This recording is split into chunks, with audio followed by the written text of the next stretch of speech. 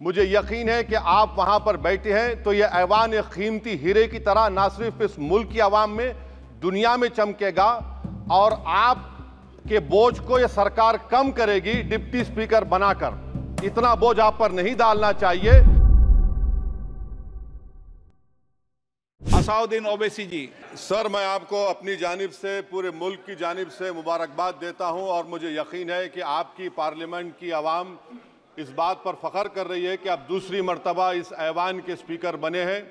Sir, आप इस house के रिपोजिटरी हैं, कस्टोडियन हैं, मगर हकीकत यह है कि अक्सरियती जमात के पास नंबर है मगर उनके पास अक्सरियत की ताकत नहीं है। यहाँ अपोजिशन के पास अक्सरियत की आवाज़ भी है, तो इसीलिए मेरी आपसे गुजारिश है कि आप छोटी पार्टियों को मौका दीजिए और मुझे यकीन है कि आप 17वीं लोकसभा में जिस तरह शफकत का मुजाहरा मुझ पर किया, हम छोटी पार्टियों पर, मैं उस समुदाय से आता हूं जो इस ऐवान में सिर्फ 4% है, तो हमको आवाज़ उठाने की आवाज़ दीजिए। सर, आखिर में मुझे यकीन है कि आप वहां पर बैठे हैं तो यह ऐवान एक कीमती हीरे की तरह ना सिर्फ इस मुल्क की आवाम में, दुनिया में चमकेगा और आप के बोझ को यह सरकार कम करेगी डिप्टी स्पीकर बनाकर।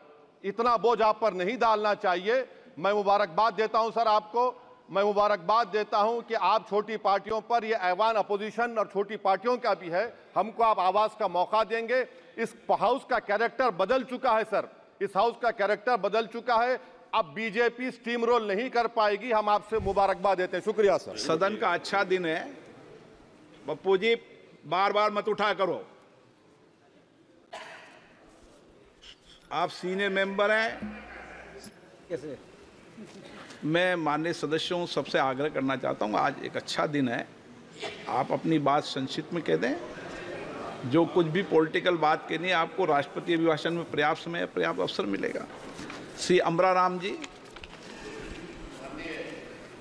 अध्यक्ष महोदय, आप दूसरी बार इस महान सदन के अध्यक्ष के पद पे आसीन हैं।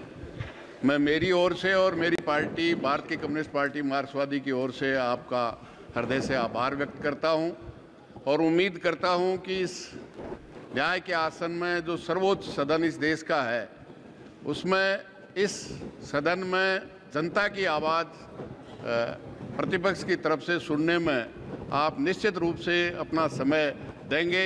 आप पहले भी राजस्थान की विधानसभा में भी आपने अपनी जनता की आवाज़ उठाने का काम किया और इस सदन में आकर तीसरी बार आप सदस्य हैं और इस सदन के सर्वोच्च पद पे, अध्यक्ष के पद पे आज विराजे हैं। पुनः मेरी ओर से और दल की ओर से आपका आभार, धन्यवाद। जय हिंद।